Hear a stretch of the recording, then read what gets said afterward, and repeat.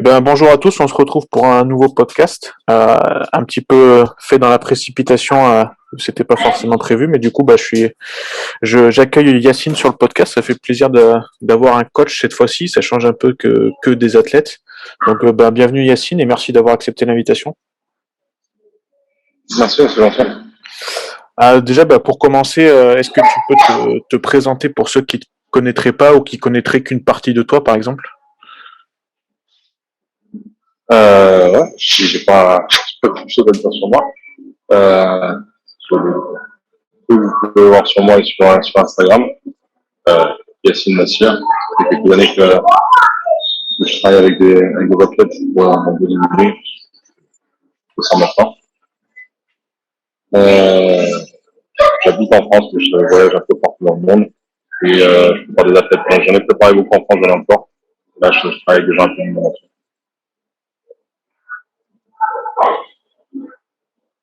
Enfin, je sais pas ce que je veux dire de plus sur moi. Ah bah écoute, c'est la présentation basique, mais après tu as commencé aussi par avant d'être coach, t'as été athlète aussi, t'as fait des compétitions, il me semble. Donc ça Ouais, fait. j'avais Vas-y, commencé à m'entraîner quand j'avais 16-17 ans. ouais. J'habitais dans un petit village du sud de la France. Et je m'étais inscrit dans une petite une association, même si je sais pas trop comment on appelle ça. C'était un petit truc associatif, parce que c'était gratuit. Et que à l'époque, je n'avais pas les moyens de payer un abonnement dans une salle avec une mensualité tous les mois et tout ça. C'était Ouais. pas, c'était plutôt trop cher, mon premier était plutôt trop cher à ce moment-là. Je m'entraînais dans une salle qui était une salle d'haltérophilie où il y avait des posters un peu de body et il y avait plein de magazines, tout ce qui est fitness, Flex Magazine, tout ça, proposé. Donc, on avait à disposition qu'on pouvait emprunter, ramener ou qu'on pouvait lire sur place. C'est un peu un sac, mais c'était des très vieux magazines, ça suivait même pas l'actualité. Ça devait être en 2007 ou 2008, je pense. Ok. C'était un peu avant. Et c'était moi, les magazines que je lisais à ce moment-là étaient plutôt de 5-6 ans avant. Donc je savais même pas ce qui se passait au moment où je lisais. J'avais toujours 5-6 ans de retard, mais c'est comme ça que j'ai un peu découvert le body. J'ai toujours eu ça dans la tête. Le problème, c'est que je faisais mes études en même temps, et en même temps, j'avais pas tout.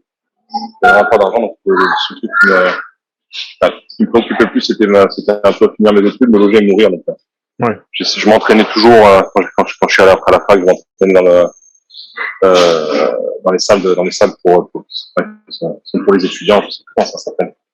Mais c'est des petites salles qu'il y a en général dans les facs de sport où on a accès si on paye un abonnement, c'est même pas l'abonnement, c'est une vingtaine d'euros par an, je crois. Ouais, c'est des Et salles d'université, des choses comme ça, ouais. ouais, c'est ça. Mm. Et du coup, une fois que j'ai fini mes études, enfin, je les ai pas vraiment fini parce que j'ai plus pas les moyens de les finir, donc j'ai arrêté et je suis parti travailler. Mais du coup, le premier boulot que j'ai pris, enfin le premier boulot vraiment sérieux que j'ai pris, c'était dans une salle de sport à l'accueil, où là-dedans j'ai un peu évolué, mais en gros, je suis resté là-dedans. Et quand j'ai arrêté là-dedans, quand j'ai arrêté avec la, quand j'ai arrêté avec la salle de sport, le premier truc que j'ai fait, c'est que je suis parti aux États-Unis, parce que du coup, je voulais vraiment découvrir ce que c'était que le body, et je me rendais compte que derrière l'accueil d'une salle de sport, c'est pas ce que je voulais faire. Ouais. Je suis parti à New York, parce qu'à ce moment-là, c'était là-bas que ça se passait. Bon, ça change un peu chaque année. Aujourd'hui, c'est plutôt Dubaï, Koweït, Qatar, tout ça. Et aux États-Unis, c'est maintenant New York est un peu mort. Là, le côté, Ouais, pour le body, ouais. le côté, ouais, pour le dire, c'était plus grand chose là-bas. À l'époque, il y avait tout. Hein. C'était l'époque où il y avait encore, c'est l'époque où Victor Martinez, Juan Morel et John De La Rosa, Ouais, ils étaient toute cette tous au bande-là qui Belgique. était autour de New York. Ouais, voilà, c'est ça. Le Belgium était en train d'exploser, il était en train de vraiment se faire connaître. Le promoteur, le propriétaire et le mari du propriétaire du Belgium, Steven Berger, c'était le promoteur du New York Pro. Donc, tout se passait là-bas. Du coup, quand j'ai regardé où partir, j'hésitais avant, on me disait tous, on me disait va au Belgium à Los Angeles et tout. Ouais. Et du coup, je suis parti à New York. Là-bas, j'ai regardé un peu. Je suis du coup allé au New York Pro, c'est la première compétition à laquelle j'ai assisté. Et ça m'a donné envie de concourir. Même si ça me trottait de pas depuis un moment, mais je n'étais pas sûr. Ça m'a donné envie de concourir. C'était en quelle année, ça, du coup? Ça, c'était, je suis parti à New York, c'est en 2014. 2014, ok. C'était avril 2014. Ouais, c'était à peu près ça, le New York Pro, toujours avant. Avril ou mai, c'est un peu de jour. Je ne sais plus exactement des dates. Ça fait déjà bientôt 8 ans. Et oui, ça commence à faire. Du coup, Ouais, je m'étais pas compte. Et quand je suis revenu, j'ai de suite attaqué une prépa. C'est un ami qui m'a aidé à me préparer, qui lui vivait au Canada. Enfin, Ok. il était français, mais il était parti vivre au Canada juste quand je suis parti aux États-Unis. Quand j'étais aux États-Unis, il est parti vivre au Canada, et après on s'est plus jamais revu. Mais il a continué un petit peu ma prépa et à me finir absolument là-dessus. Et j'ai concouru la première fois en novembre 2014. C'était un fiasco, déjà. Mais je me suis au bout du truc, je me suis blessé deux fois pendant la prépa. Et je voulais pas abandonner. Même si j'ai l'air de, même si ça ressemble à rien sur scène, c'est pas grave, je voulais pas abandonner ça et me dire, je fais ça l'année prochaine, je reprendrai plus tard. Ouais. Enfin, à ce moment-là, j'avais l'impression que si je le faisais pas, je le ferais jamais. Du coup, je suis monté sur scène, c'était une honte. C'était drôle, hein, mais c'était une honte quand même. Et à partir, et ça, je crois que c'était novembre 2014. En 2014. Ensuite, j'ai fait les championnats de France. Là, du coup, je suis parti en body. Championnat de France 2015. Ouais. Et à partir de là, j'ai eu des gens de la salle à laquelle je m'entraînais qui ont commencé à vouloir se préparer aussi, parce que courir dans France, 2-3 qu'on courait dans cette salle à l'époque, ça donnait envie à des gens. Donc, je leur ai filé un coup de main. Et c'est là que j'ai eu les premiers gars qui sont partis concourir avec moi, novembre 2015. Ok. C'était une Coupe de France, je crois. Comme ça. Coupe de France, ouais. C'est pas les championnats de France, c'est sûr, ça doit être une Coupe de France. Ouais. C'était à Aisne, dans le sud de la France. Je crois qu'on peut pas faire plus petite compétition. On peut pas faire plus local que ça. Ouais, faut bien. On peut pas, en fait, on peut pas commencer plus bas que ça. Ouais, ce que j'allais dire, faut commencer quelque part après, cela dit, donc. Ouais, mais je veux dire, plus bas que ça, c'est une compétition dans un camping l'été. C'est ça, si on veut chercher au camp plus bas. Et c'était vraiment le plus bas échelon de compétition possible, hein, le premier pas que tu peux faire là-dedans. Et du coup, on avait des bons résultats. Tout le monde s'était bien classé. Ou, je sais pas si on avait gagné, mais enfin, si on avait gagné. Ouais. C'est à partir de là que ça commençait à devenir un peu plus sérieux.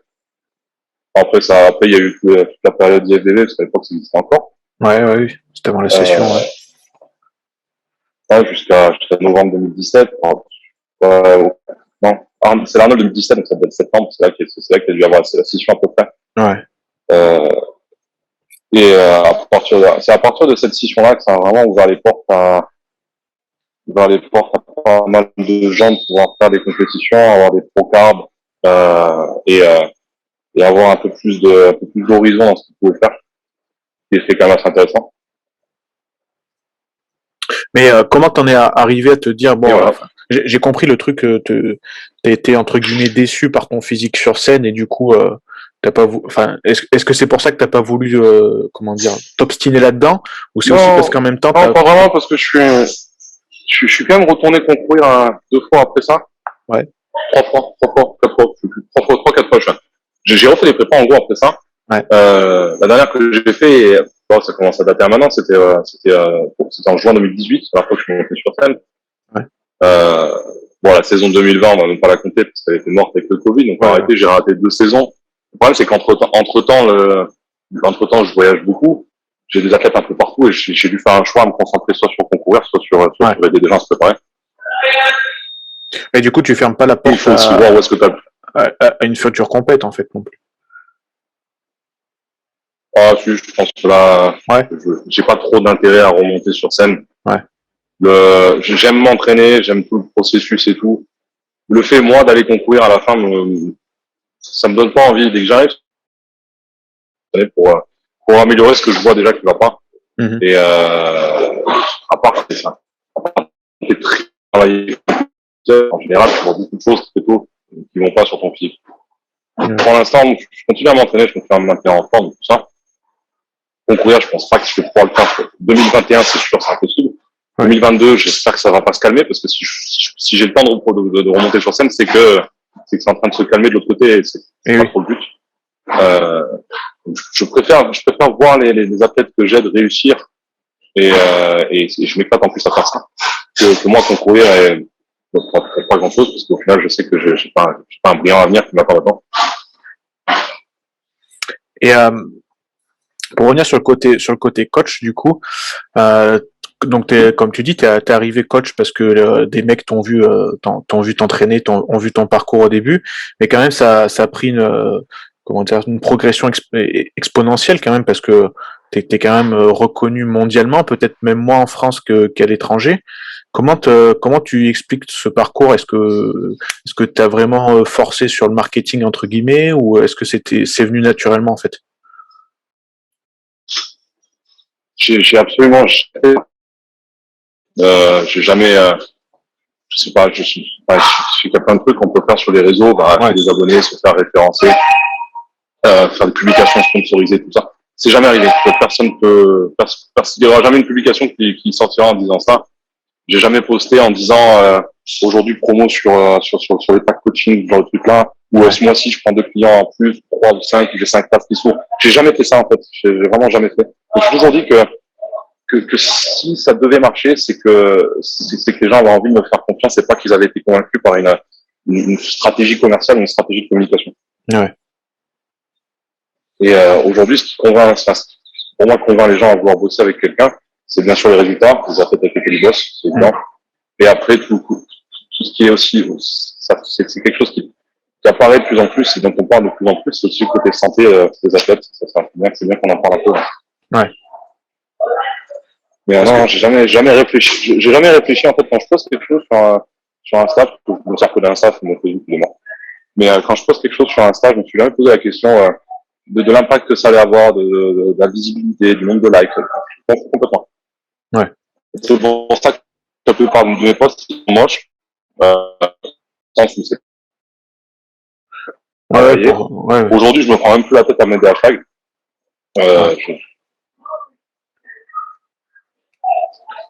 Ouais, c'est comment dire, comme tu dis, c'est tes résultats qui parlent et puis. Je me rends pas compte de ce que c'est. Vas-y.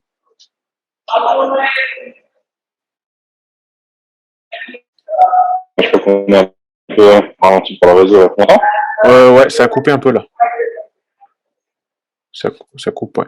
Okay. Je disais, tu as dit trajectoire un peu exponentielle. Ouais. Moi, j'ai pas l'impression que ça allait très vite, hein, parce que je me rappelle encore quand je galérais à aller concourir dans les petits GP, les petites compétitions locales qu'on a en France. Ouais. J'avais pas l'impression que ça allait très vite, moi. Ah, mais ça, c'était quand? C'était avant Covid, du coup, donc avant 2019, 2018? Non, c'était 2015, 2016. Ah ouais, ok. 2017. Ouais. Ouais, donc il y a une période un peu, comme tu dis, un peu plus calme et peut-être plus difficile, mais après, du coup, t'as quand même eu, t'as quand même capté de l'audience, et puis surtout, moi, ce que je trouve étonnant, alors je sais pas, peut-être que c'est une vision qui est mauvaise de ma part, mais j'ai l'impression que t'as beaucoup d'athlètes étrangers par rapport au nombre d'athlètes français. Alors au début, ça devait être l'inverse, forcément, mais je sais pas comment t'expliques ça, du coup. Aujourd'hui, je pense avec beaucoup plus d'athlètes qui sont en dehors de la France que d'athlètes à l'intérieur. Si on prend juste une nationalité, j'ai plus de Britanniques que de Français. Ouais.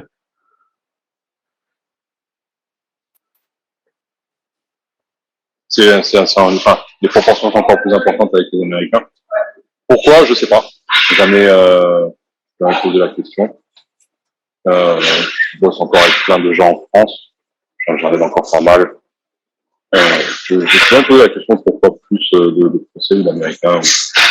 J'ai jamais été la cible d'attirer plus d'Américains ou de Français en tout cas. Après, le body est quand même un peu plus close. Enfin, pas trop ça, mais c'est quand même un peu plus connu, un peu plus pratiqué aux États-Unis, en Grande-Bretagne, dans les pays scandinaves aussi. En France. Mais non, après, je sais pas. Je poste en anglais aussi.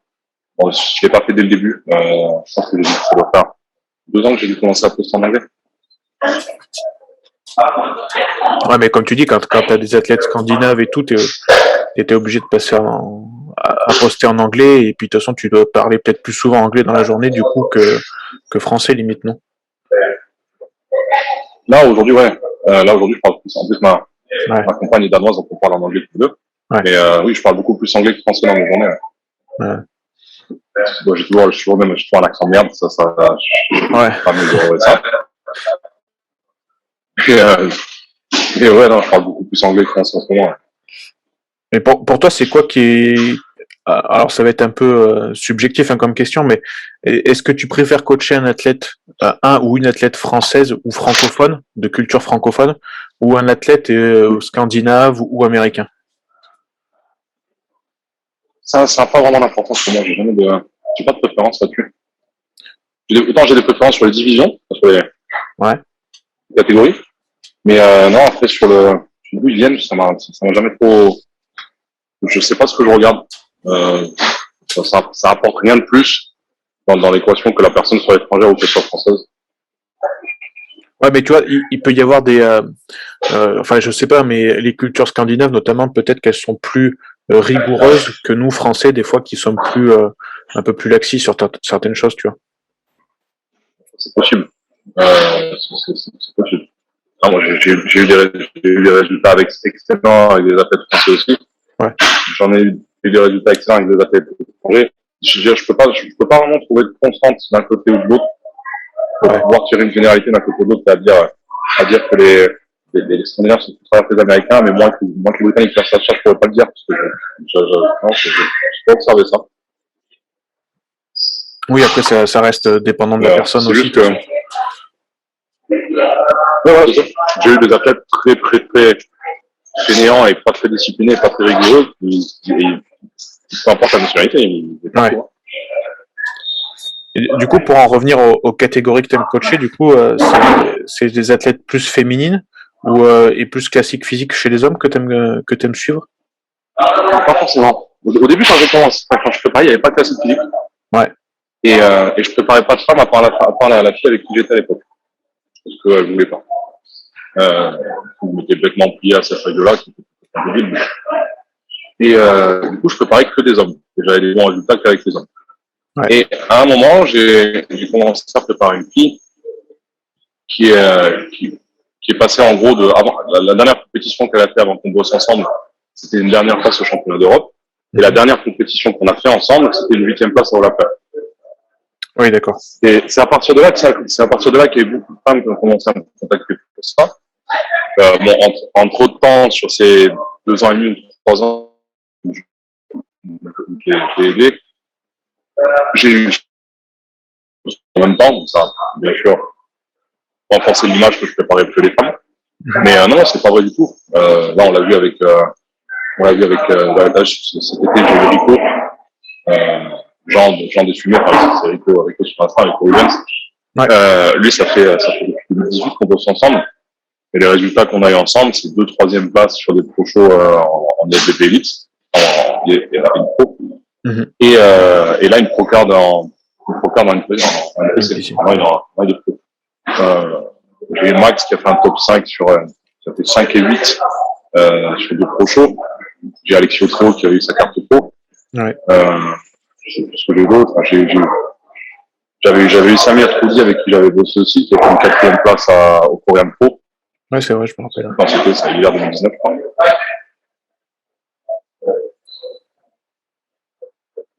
Et là, Terence qui a gagné l'Arnold, alors tout le monde le donnait mort. Ouais, on peut revenir tout de suite dessus. C'est vrai que tu, entre guillemets, tu l'as récupéré 3 semaines avant, c'est ça à peu près? Ouais. Et c'est vrai qu'on peut pas nier non plus que sur les photos qu'il avait postées à ce moment-là, on se disait merde, il a régressé dans sa prépa. En tout cas, il était bien parti. Puis là, on savait pas trop ce qui s'était passé. Après, bon, il l'a expliqué. Comment t'as vécu ce challenge et comment ça s'est passé les 3 semaines du coup? En fait, c'est quelqu'un que je connais. On s'est rencontré à l'Arnold Classique en 2018 où j'accompagnais Xavier Frisch, lui qu'on pouvait en amateur en men's physique. C'était une époque où je coachais absolument aucun pro. Et où tout était une épreuve et tout était une galère. Juste le fait de partir aux États-Unis avec Xavier, ça avait été une épopée. Et à l'époque, j'étais très fan d'un coach qui est décédé aujourd'hui, qui s'appelait Matt Porter, qui était le coach et sponsor de Terence. Mm-hmm. J'avais eu l'occasion de et je suivais Terence depuis. Je pense que ça devait déjà faire 2-3 ans que je le suis. avant de le rencontrer là-bas. Et du coup, j'ai pu parler 1 heure avec avec notre porteur sur le stand. Mais Terence était à côté, j'ai pris une photo avec l'un et avec l'autre aussi.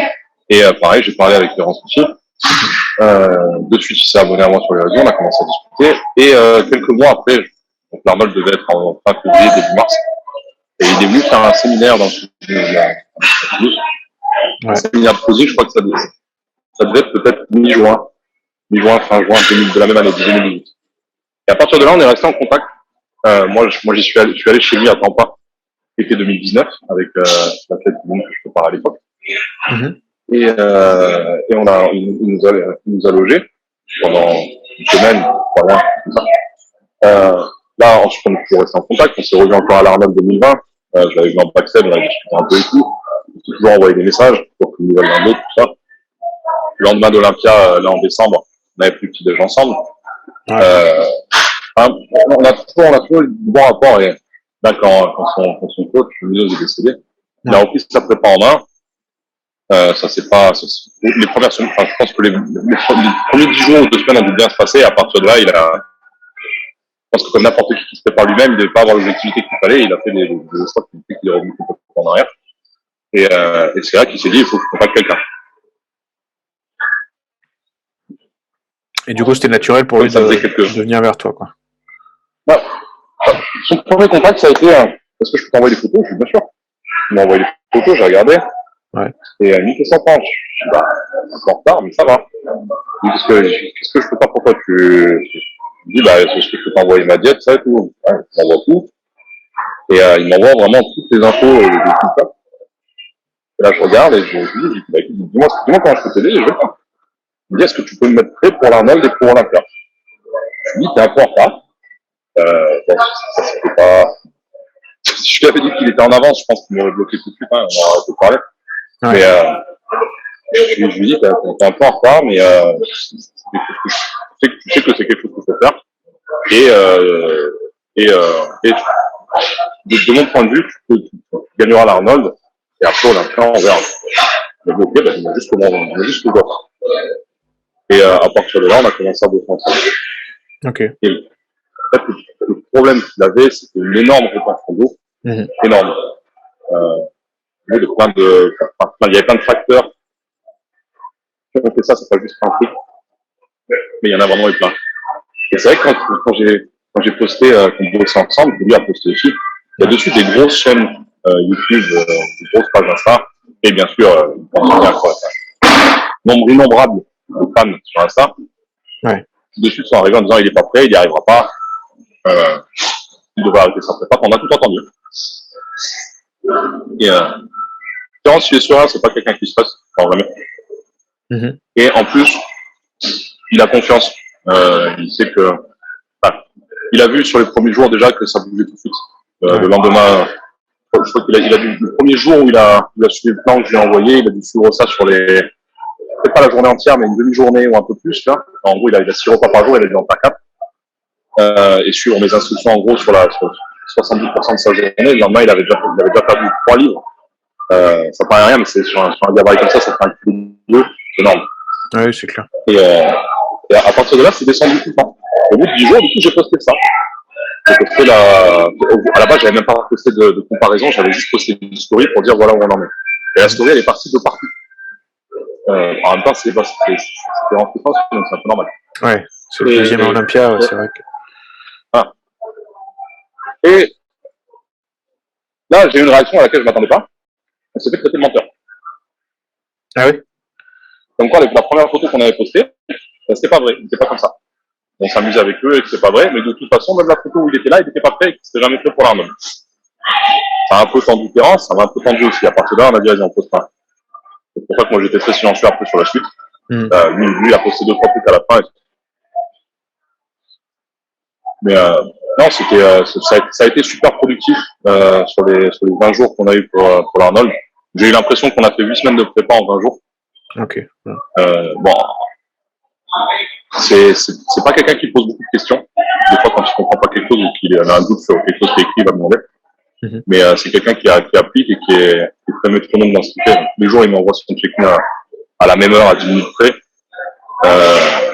Je sais qu'il mange aux mêmes heures, à 10 minutes près aussi. Enfin, tout est très réglé sur son emploi du temps. C'est facile de bosser avec lui. Ah, c'est son passé peut-être de militaire qui fait un peu ça aussi. Ah, hein, c'est tout. Et comment t'as réussi à parce que du coup il est pour les entraînements il est avec Joe mince, j'ai oublié son nom de famille. Bennett, ouais. Ouais, Joe Bennett, c'est ça. Comment vous êtes contactés aussi tous les trois pour régler tout ça aussi? On a comment ça s'appelle un groupe chat Ouais. enfin, un groupe on parle sur WhatsApp. Ouais. Ouais. Et, ouais, non, juste, il sait ce qu'il fait. Je crois que c'est la troisième, quatrième prépa qu'ils font ensemble. Lui s'occupe de l'entraînement, donc il sait ce qu'il fait. Ouais. À un moment, j'avais juste dit à Terence et à lui dans le message, c'est bien que vous baissiez un peu le volume d'entraînement. Et il m'a dit, bah attends, je t'envoie ce qu'on a prévu. Il m'a envoyé, je peux voir si c'est bon, il sait ce qu'il fait, il n'y a pas de, en même temps, c'est un peu, je pense, un des meilleurs mondiaux là-dedans. Ouais, Il n'a pas besoin que je lui dise, tu vois. ouais, C'est vraiment super bien géré. Il y a absolument rien à dire. C'est vraiment quelqu'un d'intelligent là-dedans. Et qui s'occupe de Terence personnellement, puis à chaque fois, c'est avec lui. Et du coup après le résultat c'était la première place à l'Arnold Classic.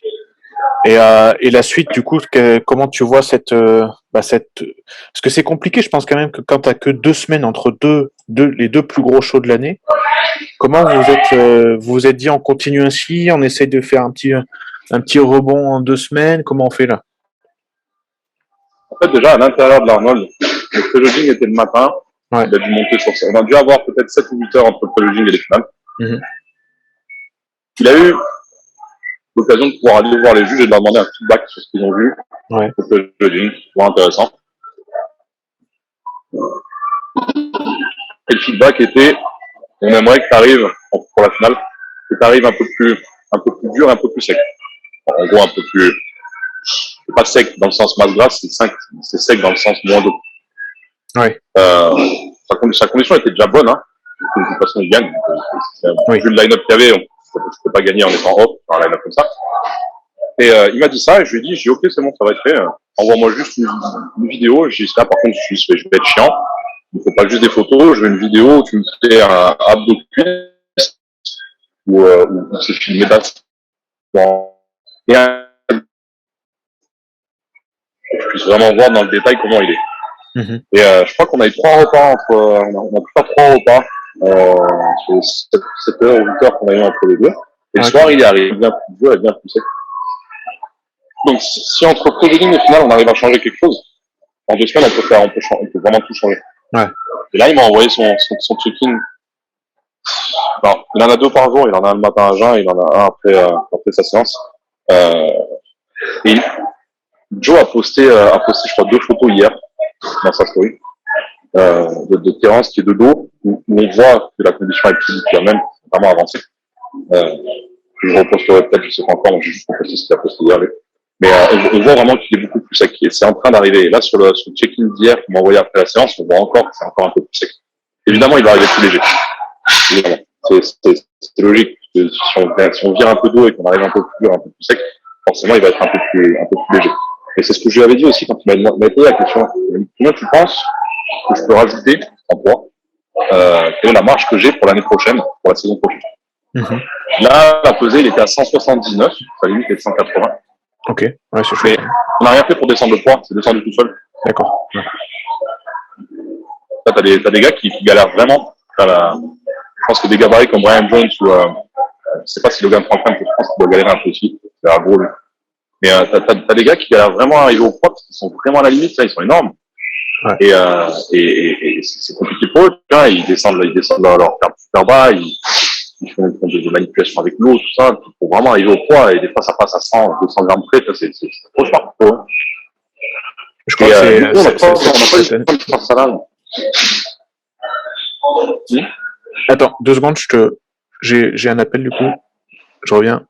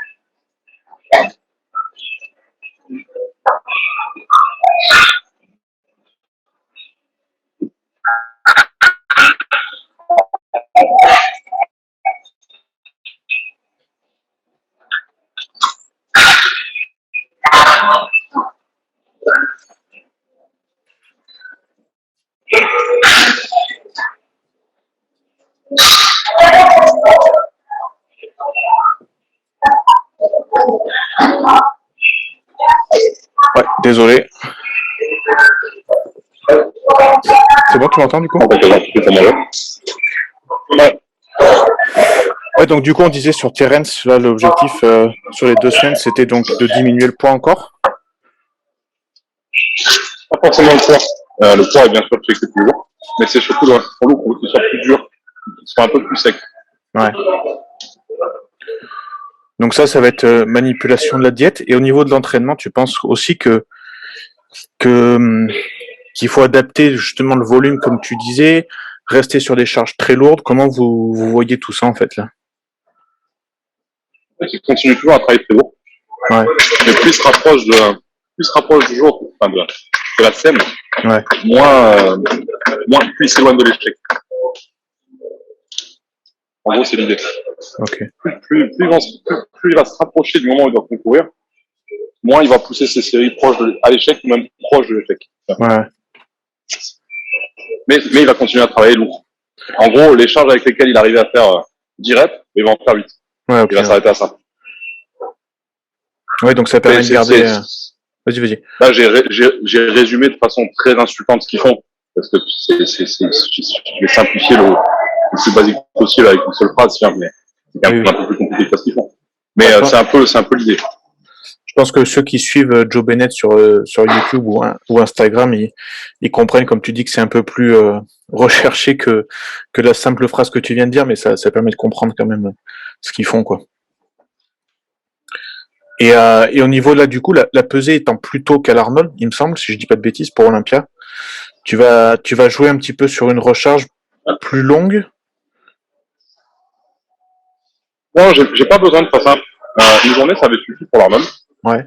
On avait rechargé le matin, même si la pesée était à, je sais plus, c'était 16h ou 17h. Mais il avait déjà commencé à manger le matin, il s'était levé vers 7h, donc quand il était à la pesée, il était peut-être déjà à 4 repas, comme ça. Ouais, donc. Et ça avait pas posé de problème. Mais il avait, en fait, j'avais déjà appliqué le processus pour lui faire éliminer de l'eau. J'avais déjà attaqué ça début de semaine. Donc il était déjà à 177 livres le matin où on avait commencé à recharger. Sans sachant qu'on a utilisé absolument zéro diurétique. Quand j'ai le processus pour virer l'eau, ça veut pas dire que j'ai commencé à blinder de diurétique à ce moment-là, c'est pas religieux. Ouais. On n'a pas utilisé un seul diurétique depuis qu'on bosse ensemble. Donc, il était à 177 et à la pesée, il était donc à 179 et il a contrôlé ça avec la même balance après en rentrant, qui était surpris aussi. Et il était toujours à 179. Donc, c'est bien le procédé. Il a pris 2 livres en rechargeant, mais il était toujours dans la limite, donc c'était bien. Ouais, bah ouais. Ah, ça vous laisse une petite marge, du coup. Là, il est forcément un peu plus léger. Ouais. À Olympia. Combien, je sais pas. Je pense qu'on peut parler de 2-3 livres en moins. Ouais. Et après, on va faire la même chose, il va recharger sur la journée. Enfin, sur la journée. Il passe le samedi, il va recharger sur la journée du vendredi. Ouais, c'est vrai que c'est la particularité d'Olympia aussi, c'est que c'est un peu plus étalé dans le temps encore que l'Arnold déjà. L'Arnold, c'était pareil avant. Pour les classiques, déjà les compétitions se faisaient sur 2 jours, exactement comme on l'a fait. Et les classiques étaient le samedi. Et tous les enregistrements et les pesées se faisaient le jeudi. Donc t'avais quand même le vendredi de libre pour recharger et tout. Mais là, avec le Covid et le fait qu'il n'y ait pas d'expo, donc forcément financièrement c'est un peu moins intéressant pour eux, je pense qu'ils ont voulu tout condenser sur une journée. Et oui. Ouais, puis même vu qu'ils faisaient un live et tout, je pense que c'était, comme tu dis, pour eux, c'était plus pratique. Et après, le live était gratuit, mais ouais. Ouais. Pour les athlètes, je pense que c'est pas plus mal aussi, quelque part, du coup, non? Ouais. Le fait quand même d'avoir pesé la veille et conclure le lendemain, à ce niveau-là, moi, pour Perrin, c'était pas dur, parce que lui, des fois, ça n'a pas été un problème du tout. Mais pour certains qui sont qui vont devoir serrer à fond pour arriver à une pesée qui va être fin d'après-midi, 16-17 heures, et qui du coup vont rien manger de la journée ou très peu, ils vont être complètement déshydratés pour passer à la pesée. Ça veut dire qu'ils vont sortir de la pesée, ça dure 1 heure, 1 heure et demie en général. Donc tu vois, si c'est à 16 heures, tu vas sortir à 17h30. Ouais. Et tu vas commencer à manger, admettons que ton repas il est avec toi, tu vois, 17h30, tu as ton repas, tu commences à manger. Ça veut dire que 17h30, tu vas commencer à manger, et de 17h30 à 10h du matin le lendemain. Ça te laisse quoi? 18h, un truc comme ça? Ouais, à peine, ouais. Ouais, c'est court, et puis comme tu dis, sur certains physiques, le danger, j'imagine, enfin, tu vas mieux en parler que moi, c'est de faire une mauvaise recharge, alors soit qu'elle soit pas assez forte, soit qu'elle soit aussi trop éclatée entre guillemets, et du coup ça a un impact surtout en classique physique sur le ventre, sur plein de choses, quoi. Complètement. Mais c'est les mêmes règles pour tout le monde. Exactement. Ouais. Donc en même temps, même si certains sont défavorisés, s'il y en a un qui l'est, tout le monde l'est, tu vois. Ouais, après c'est vrai aussi, ouais. Mais là, du coup, votre objectif, enfin, en tout cas, votre comment dire, votre conduite, votre ligne de conduite là pour battre Chris, parce que c'est quand même l'objectif, hein, j'imagine. C'est vraiment de travailler sur cette dureté là, du coup. Ouais. Je pense qu'il est assez gros. Son dos est plus du tout le même que l'année dernière. Ses bras sont plus du tout les mêmes. Ça se voit. Joe avait posté une comparaison pour faire un peu, parce que tout le monde disait qu'il était moins sec qu'à Olympia, qu'il était moins bien, qu'il machin. Bon. Ouais, moi je sais pas, parce que j'y étais pas. Autant Olympia, je l'ai devant moi en train de poser, mais l'Arnold, je l'avais pas. J'ai rien dit. Lui, par contre, il y était. Il a très bien vu. Et Joe l'avait dit il y a quelques jours avant, il a dit c'est la meilleure condition de sa vie. Il va présenter le meilleur physique qu'il a jamais eu. Moi, j'étais plutôt content d'entendre ça. Oui. Mais c'est vrai que quand t'as beaucoup de pages et tout qui s'acharnent sur le même mec pendant des semaines, c'est un peu chiant. Et du coup, il a posté une comparaison de dos Olympia et Arnold. Tu le vois sur un double bicep de dos. Ouais, tu vois clairement que sa condition est bien. Tu vois clairement que sa condition est bien mieux à l'Arnold de cette année qu'à Olympia l'année dernière. Clairement, ouais, il y a plus de définition, il y a plus de tout, quoi. Ouais.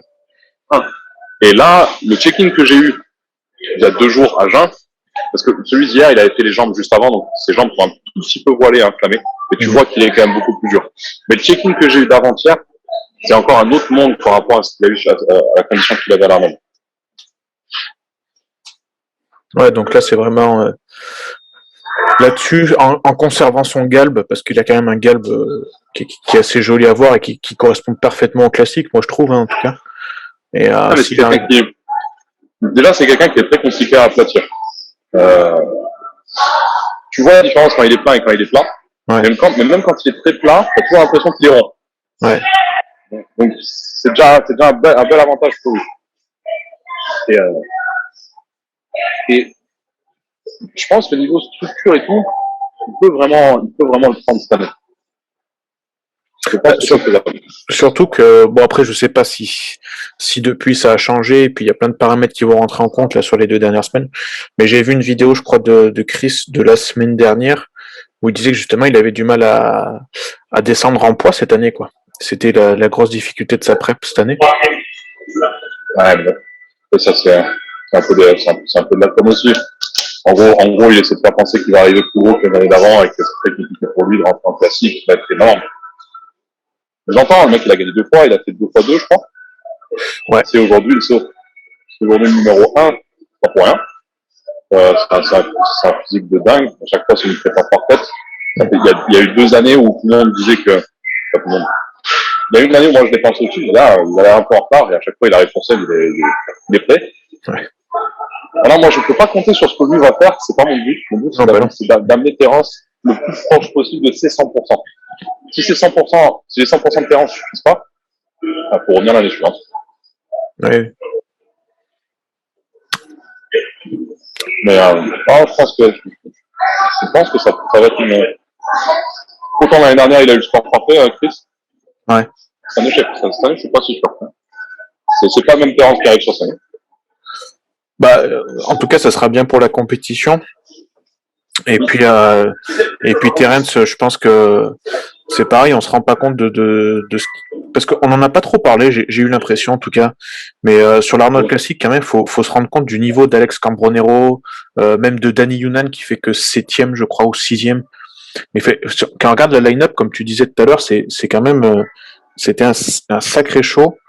En gros, si tu regardes le top 10 d'Olympia de l'année dernière, enfin de décembre là, ouais. Et que tu regardes les compétitions, les compétiteurs qu'il y avait à l'Arnold cette année, tu as Logan Franklin qui est dedans, je crois qu'il avait fait 8 ou 9. 9e. Tu as Danny Younan qui avait fait 6, Brian Jones qui avait fait 5. Ouais. Ensuite, tu descends. Courage au pareil, t'es pas dans le top 10, je ne me sens pas. Non, je crois pas non plus. Ouais, je ne me sens pas. Derrière, tu as quand même des grands compétiteurs comme Peter Monard qui n'avait jamais fait plus bas que 1 sur toutes les compétitions de sa vie. Ouais, c'est vrai. Donc faut quand même le prendre en compte, ça aussi. C'est qu'on avait d'autres.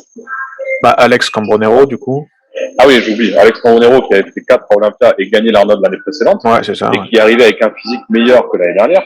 Ouais, franchement, il y a rien à redire sur son physique. Lui-même le dit.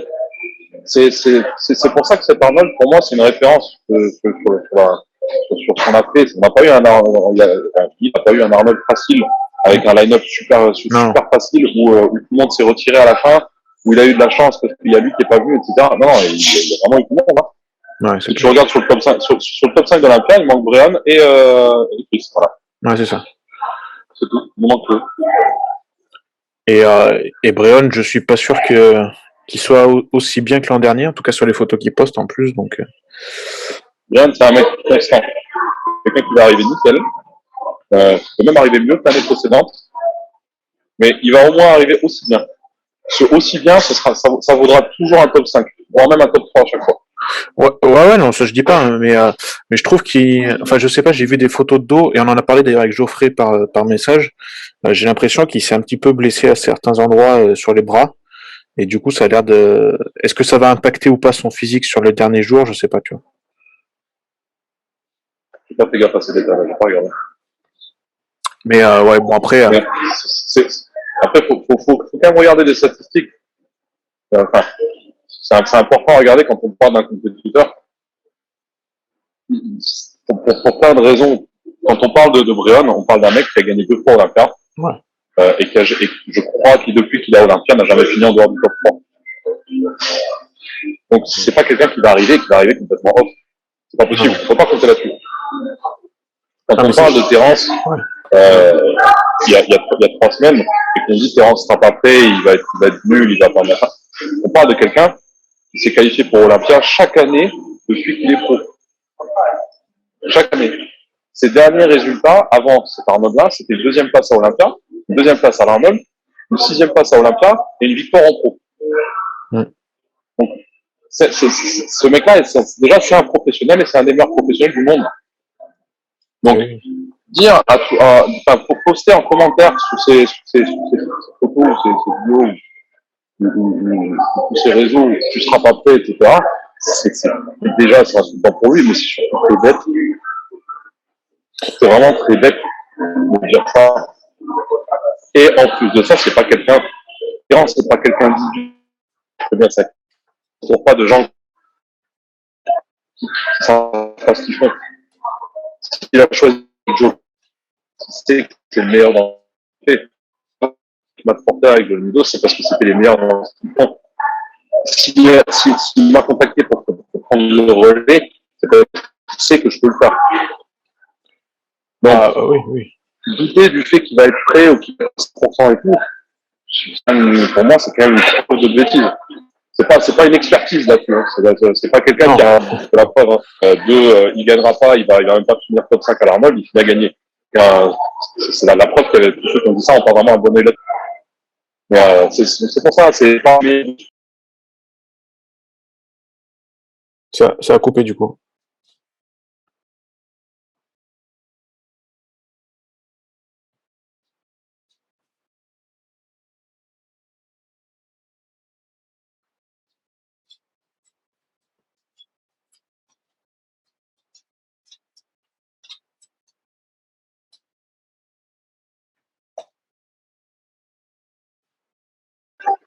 Là Ouais, ça a coupé, on t'entendait plus. Ouais, je sais pas ce que c'est passé.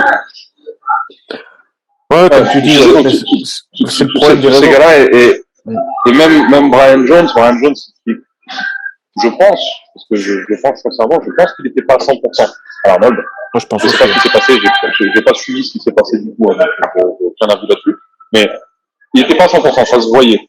Et même en n'étant pas à 100%, il était 5 en battant tout le monde qu'il y a derrière, tu vois.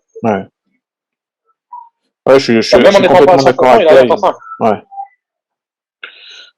Puis de toute façon, enfin voilà, c'est les mecs ils se préparent pour Olympia, ils se préparent pas pour, comme tu disais tout à l'heure, la compète du camping. Donc ils vont tous être à fond et à 100%. Enfin, peut-être que oui, il y en a qui seront pas totalement à 100%, mais comme tu dis, si tu regardes les statistiques, et en moyenne, ils vont tous être là à 100% et tous être là pour rusher, quoi. Ces athlètes qui vont monter sur scène ce week-end-là, c'est les meilleurs professionnels de ce sport. De l'année en cours, même de quelques années qu'il y a autour de nous. Alors, les 2 prochaines et les 2 dernières, on va dire. On peut pas s'attendre, on peut pas compter sur le fait que quelqu'un va arriver off pour faire quelque chose. On sait qu'il faut arriver à 100% si on veut exister sur cette affaire-là. Et tous ces gens-là sont tous entourés des meilleurs professionnels de ce sport-là aussi. Oui. Ouais, donc ça laisse quand même très peu de marge d'erreur pour tout ça. Ouais, je suis d'accord avec toi. C'est vrai que là, la marge d'erreur, elle est minime. Comme tu dis, c'est les meilleurs coachs. Mais justement, ça me fait rebondir sur un autre sujet.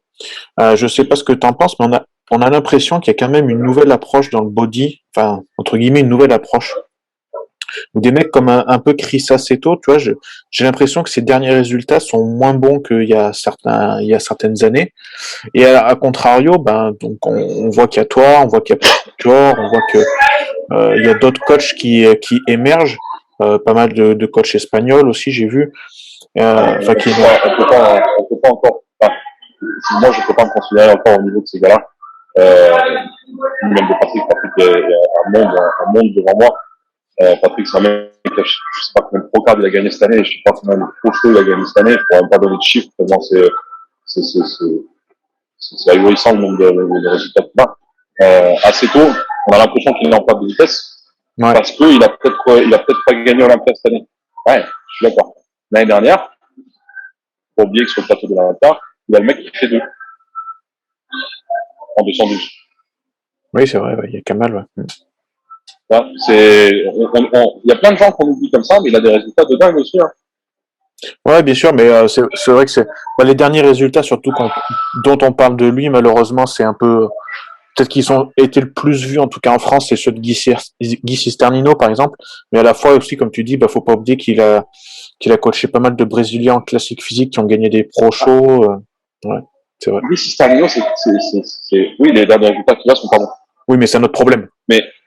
Mais il a eu une grosse blessure, je sais plus si c'est épaule ou dorsaux, c'est cette région-là. Épaule. Avec une chirurgie et tout ça. Ouais. Et en fait, il n'a pas pu revenir à 100%. C'est un manque de chance. Il y a aussi le fait qu'il arrive à un âge, je crois qu'il a 40 ans ou un peu plus, où de toute façon, ça peut arriver qu'il soit en perte de vitesse vers cet âge-là. Ça arrive. En body chez les hommes, ça arrive. Pour moi, Guy Cisternino, c'est pas une contre-perte, c'est plus une fin de carrière honorable. C'est quand même un mec qui a gagné beaucoup de pro shows, qui s'est qualifié pour Olympia plusieurs fois, qui a fait plusieurs top 10 à Olympia. Ouais. Non, pour moi, ce mec-là, c'est une réussite. C'est une réussite pour Aceto aussi. Une réussite, Aceto, je pense que même si c'est tout de suite, ça restera toujours je sais pas, le meilleur ou un des 2, 3 meilleurs, quand je pense à Aceto et que je veux trouver un équivalent, le seul mec qui me vient, c'est Amir en mode. Je vois personne d'autre. Ouais, bah après, il y a Chad Nichols aussi, mais ouais, c'est vrai. Ouais, c'est vrai, on a pu avoir, en gros, voilà, c'est ces gars-là, c'est le top 3 des coachs les plus cités de l'histoire. Patrick Tuor est excellent. C'est aussi un des meilleurs au monde actuellement. Oui. Je sais pas s'il a déjà eu un Mister Olympia. Il fait que les hommes général. Je sais pas s'il a déjà eu un Mister Olympia. Ça, je suis convaincu qu'il y en aura. Mais je sais pas si on prend Aceto et Rambod. La question, c'est pas est-ce qu'il en a eu, c'est combien il en a eu. Ouais, c'est clair. C'est clair. Mais du coup, ma question, c'était un peu savoir justement qui est-ce qui t'inspire et qui est-ce qui t'a inspiré le plus. Donc, tu nous as dit Matt Porter, mais du coup, il y a d'autres personnes dont tu t'es inspiré.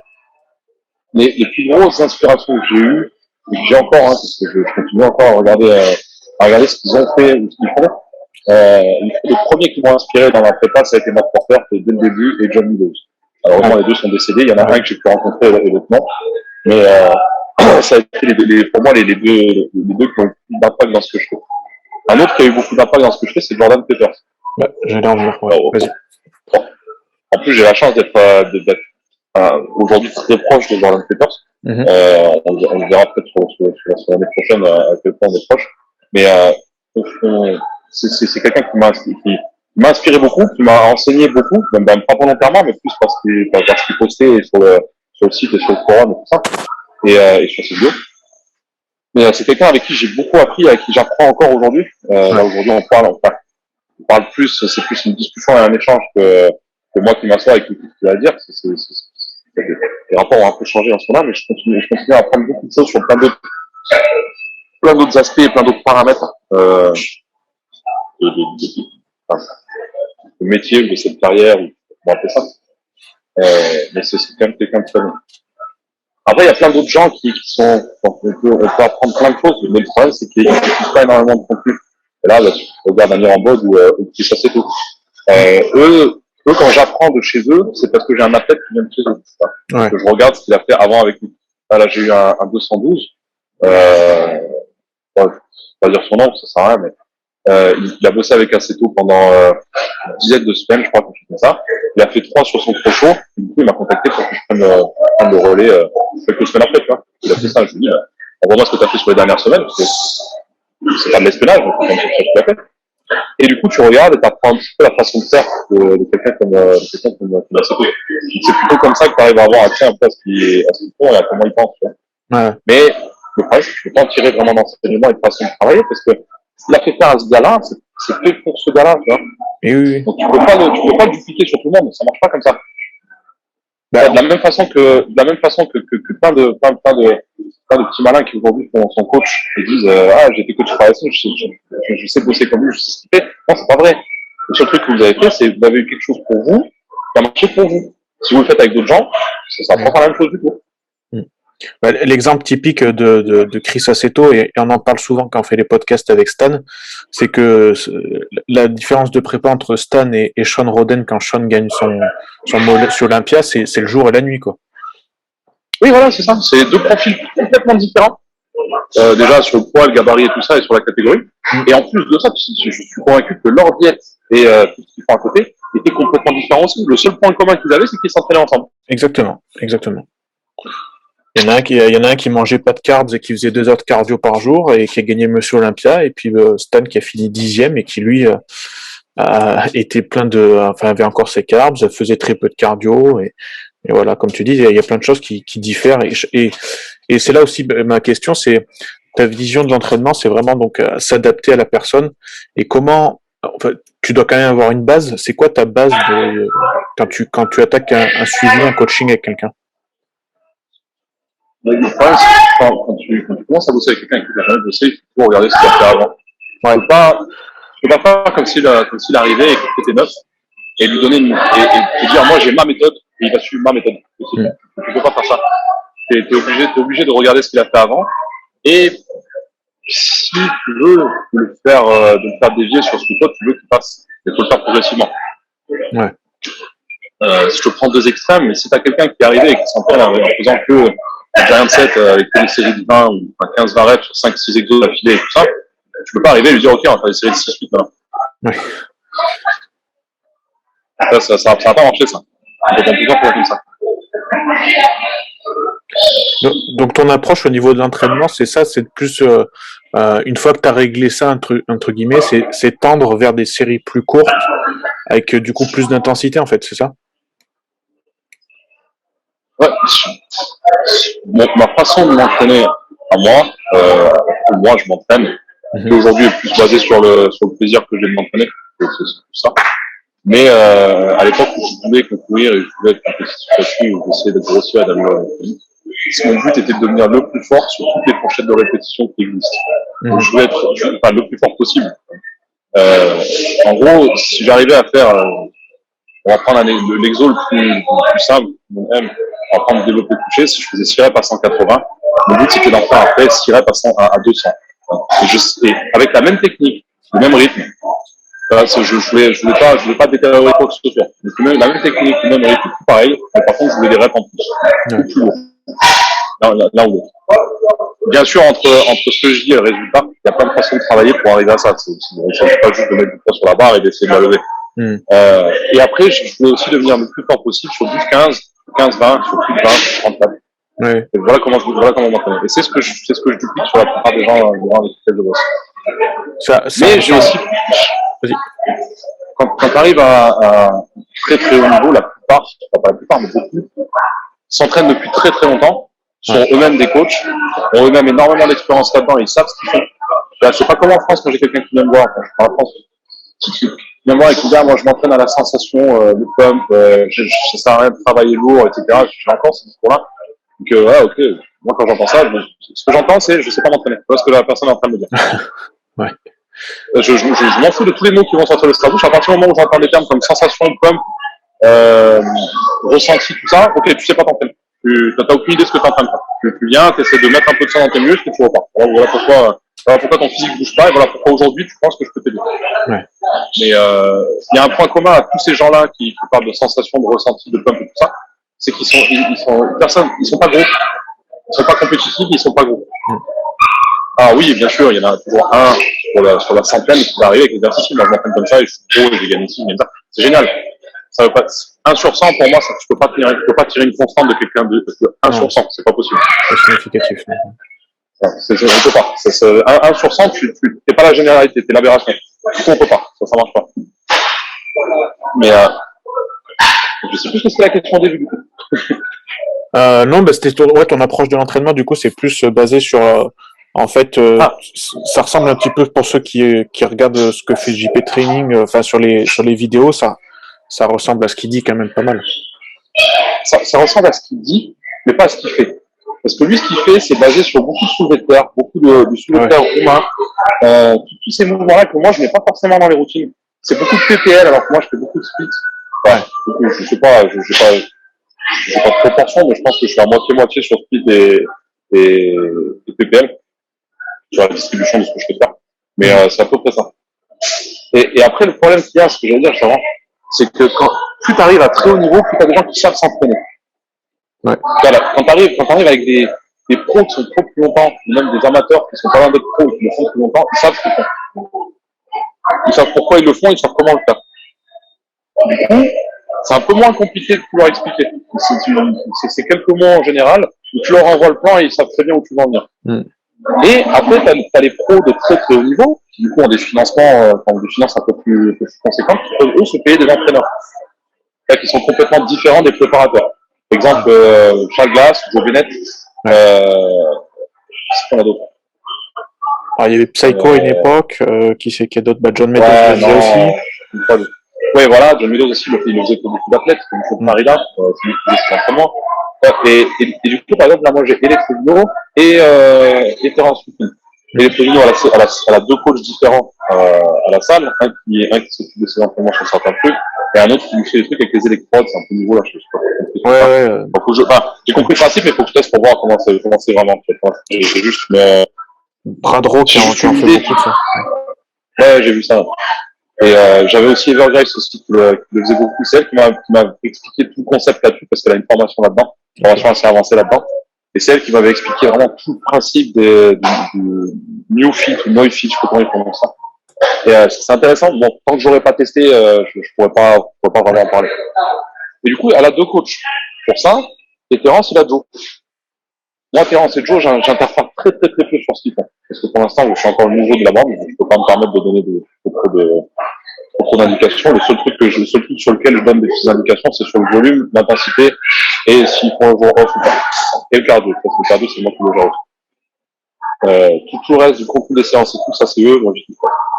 Et honnêtement, je me permettrai pas de le faire, parce que je pense pas que j'en sache beaucoup de loin de là. Et après, de l'autre côté, j'ai Electribino, qui a là ses deux coachs. Là, moi, je lui ai déjà envoyé des séances. Il m'a dit, OK, aujourd'hui, je veux que tu fasses ça. Et du coup, la nuit de la séance qu'elle avait avec son coach, elle fait ce que je lui ai dit. Ok. Et j'en ai plein d'autres comme ça. J'avais une woman physique qui, elle, faisait ses séances avec Milos 107 aussi. Ah oui, d'accord. Okay. Ouais. Donc, pas du tout la même approche. Totalement. Non, rien à voir. Mais du coup, c'est pour ça qu'il faut aussi adapter à ça. Parce que tu sais que quand la fille va avec le 107, elle va se taper, je sais pas moi, 60 séries effectives, quelque chose comme ça. Tu sais, avec sur la masse de tous les Giant Sets, ça va faire quelque chose comme ça. Donc quand tu sais que tu as 60 séries effectives à faire, tu sais que low carb, c'est pas la bonne idée. Non, oui. Ouais, donc c'est pour ça. Donc ma vision de l'entraînement, c'est ça. Et après, du coup, je suis obligé un peu de m'adapter à ce qu'ils savent faire. Et j'ai aussi beaucoup d'athlètes qui en savent beaucoup. Moi, ça m'apprend. Ouais, donc tu continues d'apprendre aussi du coup en même temps. Ah oui. Ouais. Et au niveau de... Vas-y.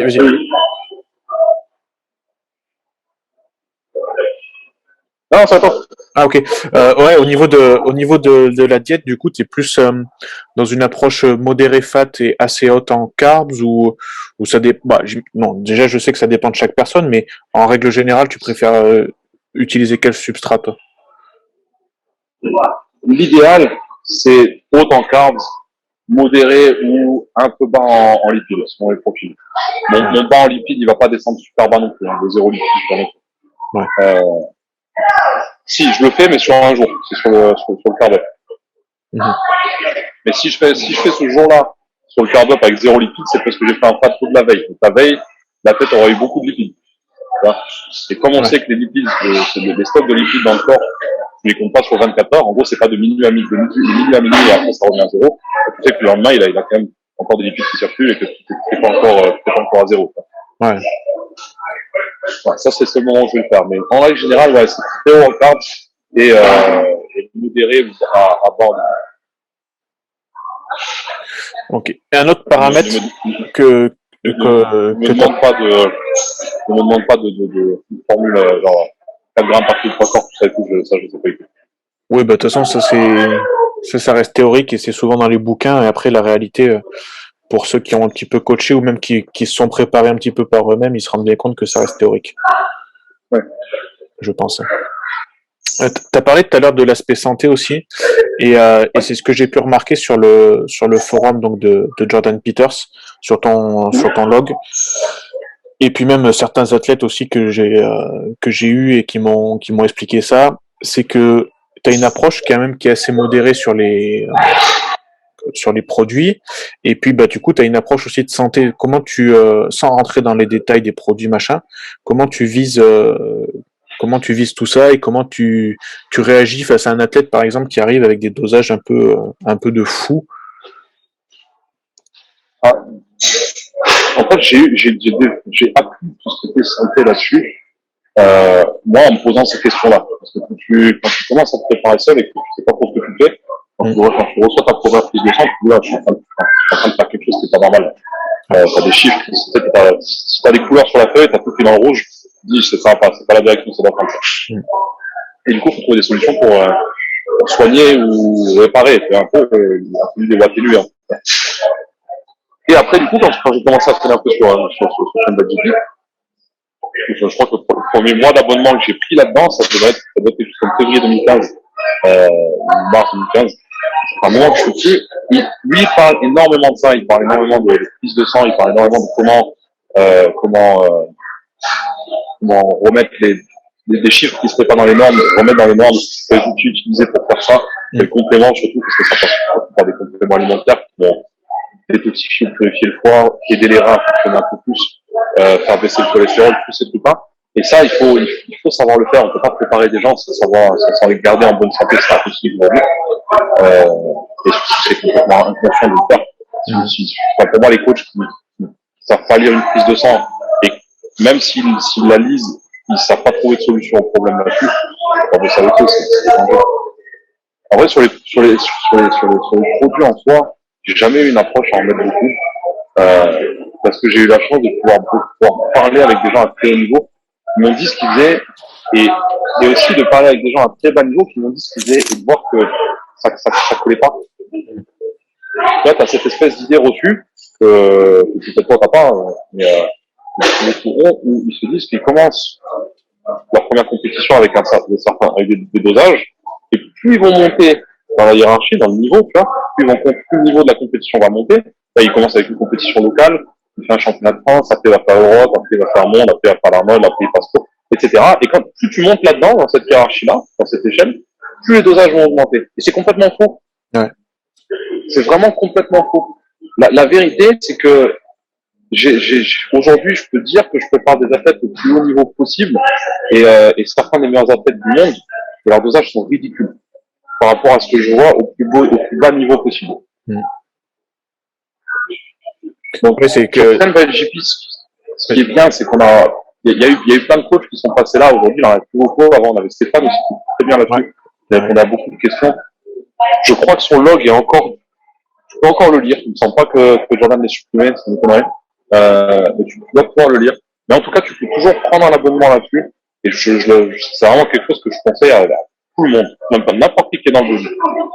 En plus, aujourd'hui, tu n'as plus l'excuse de dire ouais, je parle pas anglais. Il y a moi dessus qui parle français. Et tu peux venir dessus, taper un mot-clé en fonction de ce que tu recherches.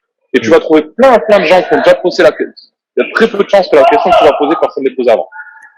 C'est vrai. Il y a très peu de chances aujourd'hui que le sujet que tu veux couvrir, la question que tu poses, personne ne l'ait couvert avant. C'est quasiment impossible. Tout a été fait. Mais si tu veux quand même, si tu as la flemme de faire ça, tu peux toujours poser ta question à un des athlètes ou à un des coachs qui sont dessus, et tu as accès quand même à quelques-uns des meilleurs athlètes européens et quelques-uns des meilleurs coachs du monde. C'est vrai. Qui peuvent te répondre à toi directement. Je ne sais pas où on peut trouver ça aujourd'hui. Ouais, et puis même avant, enfin ça existait pas quoi avant ça, donc. Non, ouais, c'est pour ça. Et quand tu regardes le prix dérisoire d'un abonnement là-dessus, je crois que ça doit être 8 livres, donc ça va faire 10 euros peut-être. 10 euros par mois. Et en plus, tu peux avoir une semaine gratuite aujourd'hui, comme ça, si jamais tu n'es pas sûr et que tu vois que ta première semaine, tu vois que ce qui est dessus, ça t'intéresse pas ou qu'on raconte que des conneries, bah, tu peux supprimer ton abonnement. C'est pas grave. Ça t'aura coûté 0. Ouais, c'est vrai. Moi, je l'ai fait il y a peu, et franchement, je le conseille aussi aux gens mais pour tout, comme tu dis, pour tout le monde, compétiteur, pas compétiteur, coach, pas coach, je pense qu'il y a toujours quelque chose à apprendre dessus. Je pense qu'à partir du moment où tu es dans la musculation, même si tu touches à rien, même si tu ne comprends pas, déjà, juste de regarder les séances d'entraînement, tu vas apprendre plein de choses. Sur l'alimentation, tu vas apprendre plein de trucs aussi, parce qu'il a fait des vidéos de lacticiel. Moi, j'ai pas voulu les enregistrer parce qu'il m'a demandé de traiter quelques sujets sur la diète et sur les produits. Je dis, je peux pas avec l'accent G, je peux pas faire ça. Mais, tu peux regarder ces vidéos-là et tu apprendras vraiment plein de choses dessus.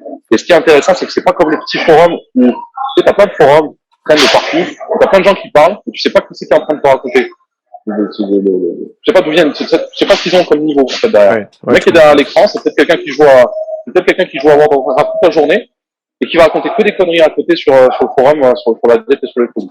Et toi, tu dis, c'est bon, je vais suivre ce qu'il dit. Là, non, personne n'est caché. Tu sais qui est en train de te répondre, ce qu'il a fait et quel niveau il a.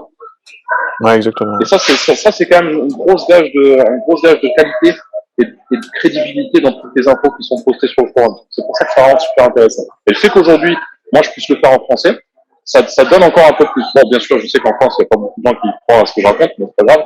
En tout cas, ceux qui pensent que je peux apprendre quelque chose, prenez un abonnement pour poser quelques questions, vous allez voir. Ouais, je confirme. Et puis, il y a Vincent aussi du TI, là, qui est coach athlète aussi, qui poste un peu, j'ai vu de temps en temps. Donc, comme tu dis, pour les Français, il n'y a pas d'excuse, quoi. Ouais. Ok, bon, bah, du coup, on a fait un tour assez assez complet, non, parce que je pense qu'avec toi on pourrait en parler pendant des heures du body et de ton parcours et de plein de choses.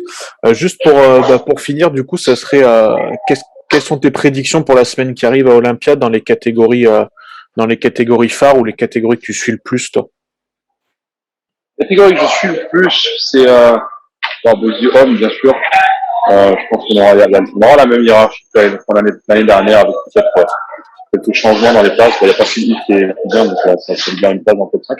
Ouais. Je ne sais pas si Benoît qui y est.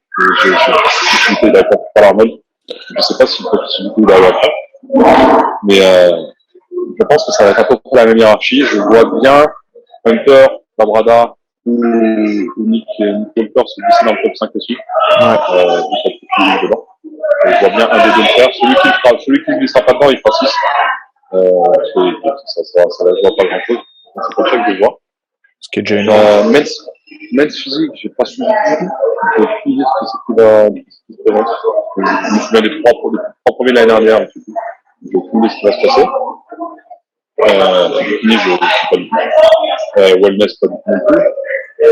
Fitness, je pense que ça va être la même chose. Ça va être Missy Scott et Ariel Kader dans les deux premières.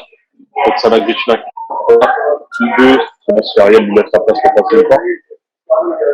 Ouais, j'ai vu par exemple. Ouais, j'ai vu. Women's physique, je pense que Sarah Villegas va encore le prendre sans trop de problème. Je vois personne me faire barrage pour l'instant. Moi, j'ai Alicia Kusni qui est dedans. C'est début à Olympia, du coup. Ouais, c'est son premier. Donc, je pense qu'elle peut arriver à rentrer dans le top 5, on n'est pas trop loin. J'espère vraiment qu'elle rentrera dans le top 5, c'est bien pour elle, mais bon. Après, derrière, sur les places qu'il y a derrière, je crois qu'il y a quand même pas mal de gens que tu peux enlever. Déjà, parce que Shani Grant, tu ne le fais pas. Donc, c'est ça que de l'année dernière qu'il avait gagné les 3 années derrière. Ça libère un peu, ça libère quand même une grosse place, et puis avoir Shani Grant sur le plateau. Après, d'ailleurs, t'as vu une française, Barbara Manache, qui a fait 4 l'année dernière. Je sais pas du tout où elle en est cette année. J'ai pas vu, ouais. Je pense qu'elle peut encore être dans le top 5. Natalia Colo sera dans le top 5, c'est une évidence. Il y avait une fille aussi qui s'appelait Ivy, je sais pas son famille, c'est une black qui avait gagné elle avait fait 2 sur un pro show et qui en avait gagné un autre, qui est un film magnifique. Et je pense et j'espère que ça sera dans le top 5. Ivy Rain aussi, qui est constante depuis 2 ans, 3 ans maintenant, qui a fait 5 l'année dernière. Et après, il y a deux anciennes athlètes à moi, qui sont là-dedans, mais je ne les vois pas faire dans le top 5, parce que je les retrouve dans le bas du top 10. Il y a même une des deux, à mon avis, donc, vu les check-ins qu'elle a posté récemment, je pense qu'elle peut passer dans le top 10. Si elle peut aller à Olympia, parce que c'est qu'elle avait des trucs bizarres, à l'époque où on parlait. Ouais. Après, on a quoi? Figure, j'ai pas suivi. J'en ai aucune idée. Mais je vois personne prendre le titre à Sidney Guillaume. Toutes les filles que je connais et qui ont tous qualifié, je ne vois pas une passer devant Sidney Guillaume. Je pense que ça va être elle aussi. Je sais pas si elle va l'avoir sur le retour. C'est que l'année dernière, elle avait été un peu décevante. Je crois, pendant le prépa, quelque chose comme ça. Elle avait quand même réussi à faire 4. On se prépare pendant 3 mois et on s'entraîne pas pendant 1 an avant. C'était impressionnant. Et après, on arrive aux catégories que je connais un peu mieux déjà. Femme bodybuilding. Normalement, j'aurais dû avoir 2 athlètes cette année. J'aurais dû avoir Stéphanie Marie. Stéphanie Fischer, c'est parce que je mettre sur la liste. Mais je l'ai retiré parce que ça faisait une saison très longue. On a fait très tôt la saison. On avait fait 3 pro shows. Mais ça faisait trop long pour elle. Donc j'avais conseillé en gros, depuis, elle avait fait temps pas. C'est le dernier qu'elle a fait, elle avait fait 5. Ouais. Il avait validé sa qualification pour Olympia, donc elle avait eu le contrat et tout. Elle a envoyé un mail en disant qu'elle ne le faisait pas. L'objectif, c'est qu'elle se qualifie pour Olympia. Mais le problème, c'est que ça la faisait encore tirer, je crois, depuis temps pas, il restait 10 ou 11 semaines. 9, quelque chose comme ça. En gros, ça faisait trop long. Je lui dis déjà, maintenant, c'est fatigué. Si on rajoute en plus les 8-10 semaines, tu vas être encore un peu plus. On va pas faire top 5. C'est pas mort. Et ça, c'est de la marge de progression qu'on va brûler pour l'année prochaine. Donc, autant ne pas le faire. Et après, j'ai Hélène Trevino qui avait fait 3 l'année dernière. Et là, du coup, on y va pour ce titre. Je pense qu'elle peut gagner. Si elle gagne pas, on va vraiment pas loin. que là, elle est déjà dans la meilleure condition qu'elle a jamais eu de sa vie, normalement. On commence à peine à tirer un peu plus dessus pour qu'elle arrive vraiment comme une planche anatomique sur scène. C'est comme je dis, c'est pas le plus beau physique qu'il y a sur scène qui est. Andrea Chou a un très beau physique, c'est gagné maintenant. Mais Andrea Chou n'aura pas la condition que Eléphée aura. Et on a déjà vu des titres se jouer là-dessus. Elles sont aussi grosses l'une que l'autre. Il y en a une qui a un très beau physique, l'autre qui est déchiré. Qu'est-ce que les juges vont choisir? Des fois, ça peut se voir pas grand-chose. En gros, c'est un peu Branch Warren contre Textura. Ouais. Oui. Et après, on a Terence. Terence, on y va pour gagner, de toute façon. On y allait pour gagner à Arnold, on va y aller pour gagner à Olympia. Si on gagne pas, c'est pas vraiment cohérent, mais c'est pas plus possible. Mais je pense que cette année, il a des arguments qu'il faut pour pouvoir arriver sur un confirmation round avec Chris, comme ça avait été le cas l'année dernière, parce que l'année dernière, ils avaient appelé Chris, Brian et Terence, donc ça se jouait pas entre Terence et Chris l'année dernière, ça se jouait entre Brian et Terence pour la deuxième place. Terence avait battu Brian d'un point. Je pense que si tout se passe bien jusqu'à Olympia, ça se jouera entre Terence et Chris. Et Chris, ouais. Bah écoute, on aura la réponse la semaine prochaine. Du coup, tu vas aux États-Unis, ouais, du coup. Ouais, j'y vais. Je suis à Dubaï et je décolle mardi matin. Ok. Je fais mardi matin depuis Dubaï pour les États-Unis. Ok, ouais, bah donc on pourra suivre ça un petit peu sur tes réseaux, j'imagine.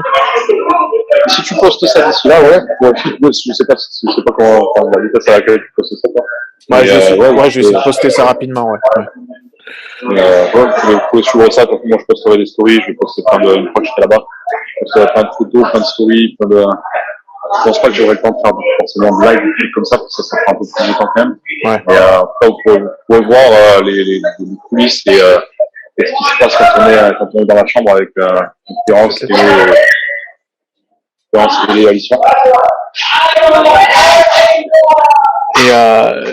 Et du coup, dernière question, c'est quoi tes projets dans le bodybuilding? Parce que t'en as parlé tout à l'heure, t'avais été partie primaire d'un séminaire avec Terence en France. Est-ce que tu as d'autres projets comme ça dans un futur proche du coup? Dès que Terence pourra voyager, ça on en avait déjà parlé avant même qu'on bosse ensemble là. Ouais. Il viendra en Europe pour qu'on fasse une tournée de séminaire dans des endroits où moi dans les endroits que je connais. Les endroits que je connais, ça va être une date en France, même si le séminaire en France qu'on avait fait m'avait un peu refroidi, parce que tu fais venir quelqu'un qui vient de gagner le Toronto Pro, qui est qualifié pour Olympia. Bon, à l'époque, c'était pas le Terence Ruffin d'aujourd'hui quand même, mais c'est quand même quelqu'un. Il était déjà reconnu comme un des meilleurs poseurs au monde. On fait un séminaire de posing. Il y a 20-25 personnes qui viennent. Les gens qui viennent, alors c'est trop loin, c'est trop cher. Je sais pas trop si je vais vraiment me prendre la tête à en faire un ou plusieurs en France, mais en tout cas, j'ai la Grande-Bretagne où j'ai beaucoup de contacts qui sont intéressés pour que moi je fasse un séminaire sur tout ce qui est prépa et lui sur le posing. J'ai la même chose en Suède et au Danemark, en Allemagne, en Espagne, en Italie. Ça ce sera des pays où on ira, mais je pense qu'en gros, il va rester 3 semaines. Donc on aura un peu partout en Europe. Donc là, il y aura lui qui viendra pour ça, c'est sûr. Et après j'ai plein d'autres athlètes avec lesquels je peux faire des trucs comme ça. Pas forcément pas forcément que je coach, que je connais, on a une relation qui s'intéresse à venir faire en Europe. À voir dès que les restes de voyage sont levés. Ok, bah écoute, merci en tout cas pour tout ça. Comment les gens peuvent te contacter parce que tu l'as dit tout à l'heure que tu prenais, des athlètes, des coachings. Comment est-ce qu'on te contacte? Comment est-ce qu'on te retrouve du coup sur les réseaux? Contactez mon nom sur Insta. Pas de site internet. Ok. Vous pouvez me contacter sur Insta. Ok. De toute façon, je mettrai le lien en description. Et puis, pour ceux qui veulent aussi te poser des questions, il faut aller sur l'application de Jordan Peters. Le mieux pour poser des questions un peu plus techniques sur tout ça, parce que c'est vraiment des questions techniques, c'est sur mon blog sur le GP. Ouais. J'essaie de m'y connecter 3 fois par semaine. Ouais. Donc, au pire, si vous voulez faire un jour, vous aurez la réponse 2 jours après. Ouais. Ok. Eh ben, écoute, merci en tout cas pour le moment qu'on a passé ensemble. Franchement, c'était très plaisant et puis on a pas mal de choses à apprendre et je pense qu'on aurait pu encore faire au moins le double en termes de temps. Donc merci à toi. Puis bah, j'espère qu'on en fera un aussi dans le futur quand tu auras encore évolué en tant que coach avec des résultats encore meilleurs. Avec plaisir, merci. Ok, bah merci à tous encore.